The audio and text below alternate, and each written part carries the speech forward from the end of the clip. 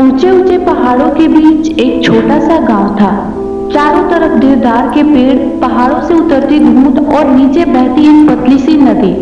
बारिश के दिनों में पूरा गांव बादलों के बीच छिप जाता था। उसी गांव के रास्ते के किनारे एक छोटी सी लकड़ी की दुकान थी। दुकान इतनी छोटी थी कि उसमें मुश्किल से दो लोग खड़े हो पाते थे। बाहर लकड़ी के बोर्ड पर लिखा था, नानी के गरम गरम मोमोज। दुकान चलती थी।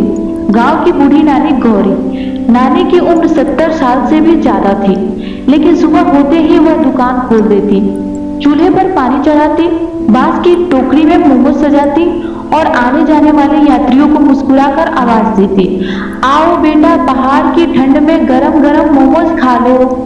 नानी के मोमोज पूरे इलाके में मशहूर थे, लेकिन नानी के लिए वह दुकान सिर्फ कमाई का जरिया नहीं थी, वह दुकान उनकी पूरी दुनिया थी। कई साल पहले नानी का बेटा शहर काम करने गया था। जाते समय उसने कहा था, अम्मा, मैं जल्दी वापस आऊंगा और आपके लिए पक्की दुकान बनवाऊंगा। नानी रोज उसी रास्ते की तरफ देखती थी। साल बीतते गए, बेटा वापस नहीं आया। लोगों ने कई बार नानी से कहा, अब उसका इंतजार मत करो, लेकिन नानी हर बार मुस्कुराकर कहती, माँ इंतजार करना नहीं छोड़ती। एक बरसात के शाम एक छोटा लड़का नानी की दुकान पर आया। उसके कपड़े पूरी तरह भीगे हुए थे, वो कांप रहा था। नानी ने उसे देखते ही पूछा, बेटा कहाँ से आए हो? लड़के धीरे से कहा, मेरा नाम मोहन है, मैं रास्ता भटक गया हूँ। नानी ने उसे अंदर बुलाया, पहले ये गरम गरम मोमोज खा लो। मोहन ने पूछा, कितने पैसे? नानी हंस पड़ी, भूखे बच्चे से पैसे लेती है क्या कोई नानी?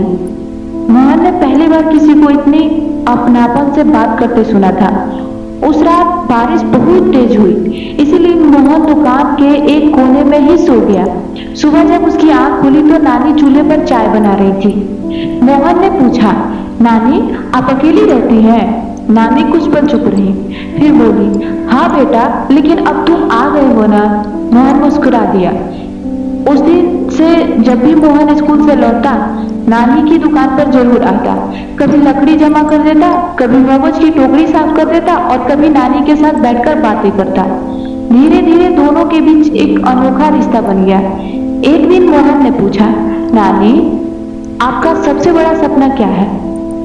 नानी ने दूर पहाड़ों की तरफ देखते हुए कहा, मेरा सपना है कि एक दिन मेरी दुकान इतनी अच्छी हो जाए कि बारिश में किसी को बाहर खड़ा ना रहना पड़े। मोहन ने हंसते हुए कहा, बस इतनी सी बात? नानी ने उसकी तरफ देखा, बेटा, जिसके पास बहुत कुछ नहीं होता उसके सपने भी छोटे नहीं होते, बस उसकी जरूरतें छोटी हो जाती हैं। मोहन उस बात को समझ नहीं पाया। कुछ महीने बाद सर्दियां आ गई। एक रात पहाड़ों पर बहुत तेज बर्फबारी हुई। नानी दुकान बंद करने ही वाली थी कि उन्होंने रास्ते में एक बूढ़े आदमी को गिरते हुए देखा। वह दौड़कर बाहर गई और उसे सहारा देकर दुकान में ले आई। बूढ़ा आदमी बेहोश था। नानी ने आग जलाई, उसे गर्म कपड़े दिए और पूरे रात उसके देखभाल करती रही। सुबह जब बूढ़ा आदमी की आंख खुलता है तो उसने नानी को देखा। वह कुछ देर तक उन्हें देखता रहा, फिर उसकी आंखों में आंसू आ गए। अम्मा, नानी के हाथ रुक गए। यह आवाज वही आवाज थी जिसे उन्होंने बरसों पहले सुना था।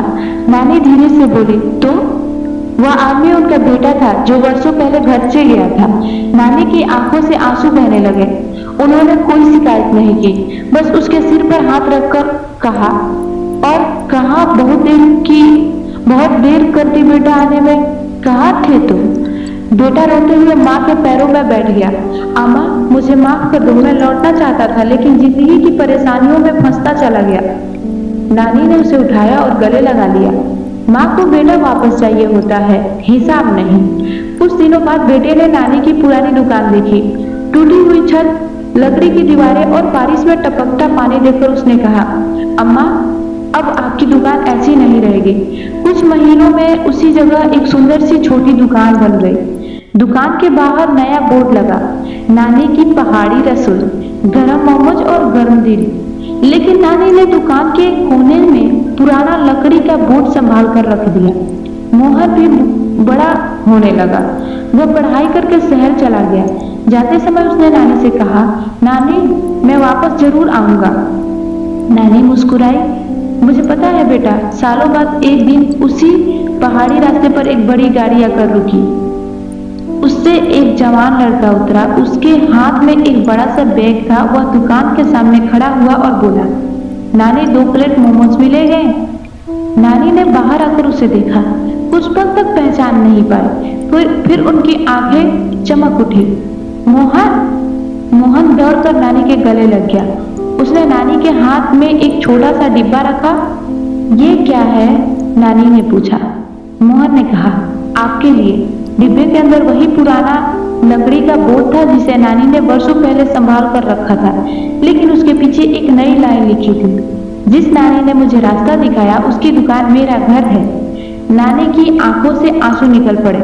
उन्होंने मोहन के सिर पर हाथ रखा और कहा, देखा बेटा, पहाड़ पर रास्ते कभी खत्म नहीं होते, बस कभी कभी धुंध में दिखाई नहीं देते। बाहर फिर हल्की बारिश शुरू हो चुकी थी। दुकान से मोमोज की भाप उठ रही थी। दूर पहाड़ बादलों में छिप रहे थे और छोटी सी दुकान के अंदर 3 लोग बैठे थे। एक नानी, उनका बेटा और उनका वह बच्चा जिसे उन्होंने कभी रास्ते से उठाकर अपना बना लिया था। उस दिन नानी को समझ आया कि उनका सबसे बड़ा सपना दुकान को बड़ा बनाना नहीं था। उनका असली सपना था अपनों से भरी एक छोटी सी जगह। और आखिरकार पहाड़ों के बीच उनकी छोटी सी दुकान सच में उनका पूरा संसार बन चुकी थी। तो दोस्तों, आपको ये कहानी कैसी लगी हमें कमेंट में जरूर बताएं। और हाँ, वीडियो को लाइक करना बिल्कुल भी ना भूलें।